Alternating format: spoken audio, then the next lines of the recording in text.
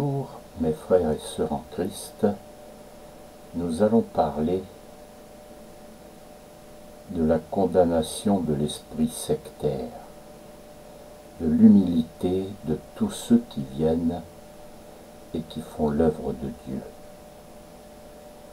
Jean lui dit, Maître, nous avons vu un homme qui chasse des démons en ton nom, et nous l'en avons empêché parce qu'il ne nous suit pas.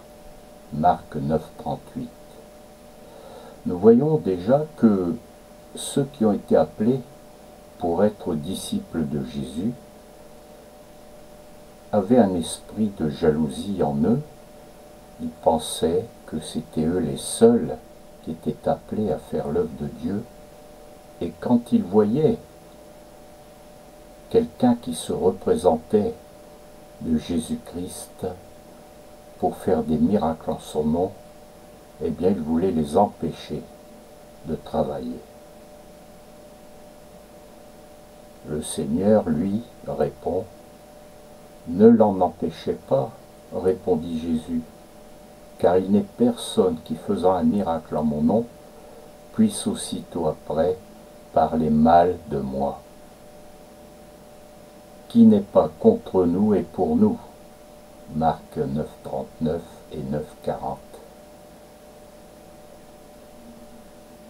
Le Seigneur avait déjà prévu que dans les années qui suivraient, il y aurait des divisions et des ramifications de tous ceux qui croyaient et qui faisaient au nom de Jésus-Christ l'œuvre de Dieu. Tous ceux qui ont été appelés, nous en voyons maintenant le résultat.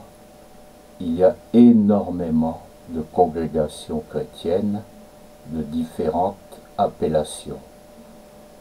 Ils travaillent tous au nom de Jésus-Christ notre Seigneur, et c'est cela que Jésus voulait expliquer aux apôtres en ces temps de début de la mission qu'il leur donnait. Nous voyons donc que le Seigneur prévoyait toutes ces choses. Il était prophète, donc il savait tout ce qui allait se dérouler, tel que sa crucifixion, et tout ce qui allait se passer dans les millénaires qui suivraient. Et c'est pour cela que le Seigneur dit aussi ensuite, « Et quiconque vous donnera à boire un verre d'eau en mon nom, parce que vous appartenez à Christ, je vous le dis en vérité, il ne perdra point sa récompense. »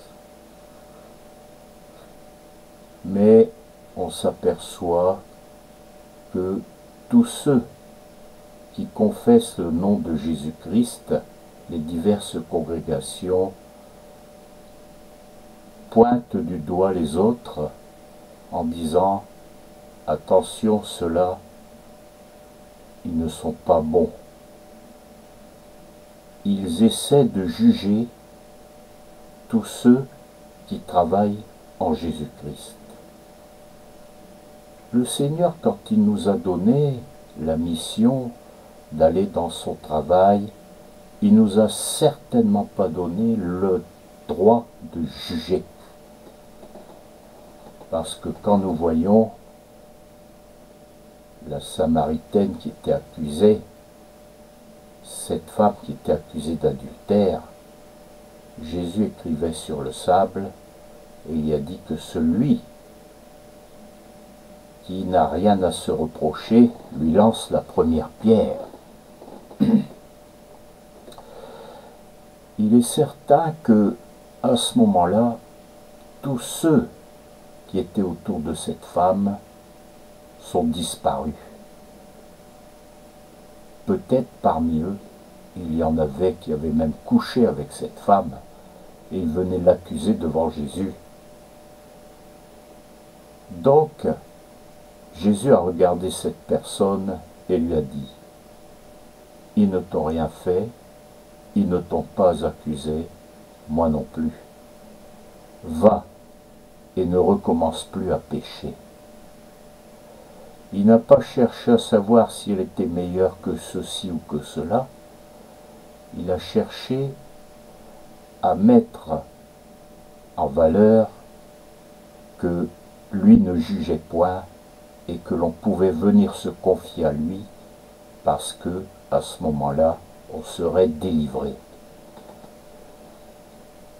Tous les chrétiens, quelle que soit leur congrégation, sont donc appelés à travailler de cette façon-là, comme Jésus. Si vous voyez, s'il vous semble que certaines congrégations ne semblent pas bien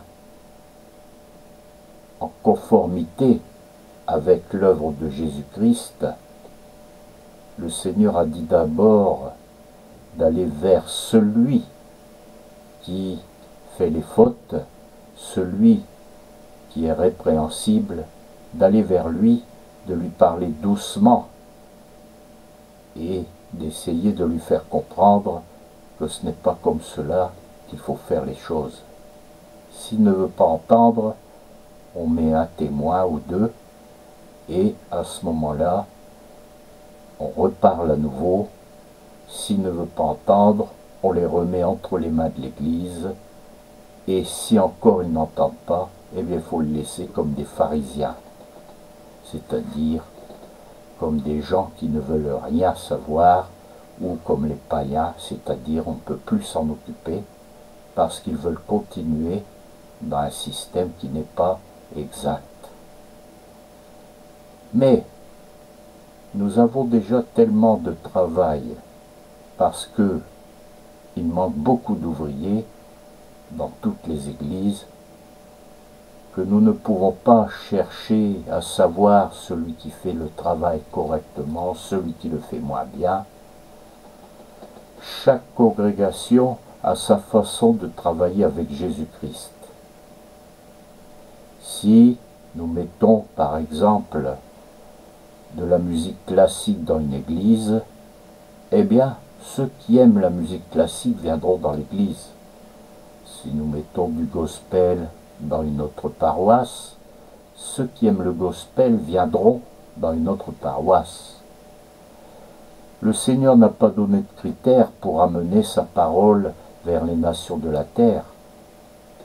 Il a donné des révélations à chaque congrégation qui se sont présentées devant lui pour les faire travailler d'une certaine façon, parce que il faut avoir beaucoup de cordes à son arc pour amener les brebis égarées vers le Seigneur.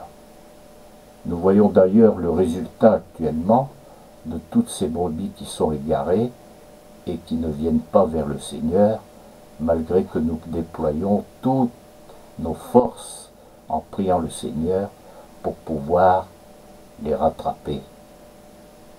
Donc, nous savons que la façon dont Jésus désire que nous travaillons, ce n'est pas en montrant du doigt une congrégation ou l'autre, mais c'est d'essayer d'avoir des rapports de congrégation qui soient fraternels en Christ.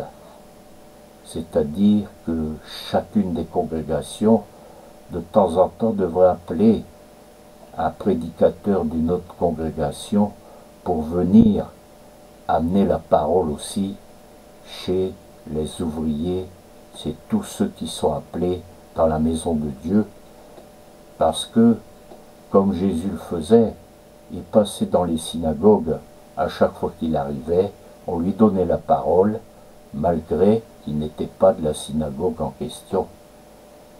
Et tout se passait bien parce que Jésus, à ce moment-là, parlait d'une façon tellement claire et précise que nul ne pouvait le contrer parce qu'il savait qu'il disait la vérité.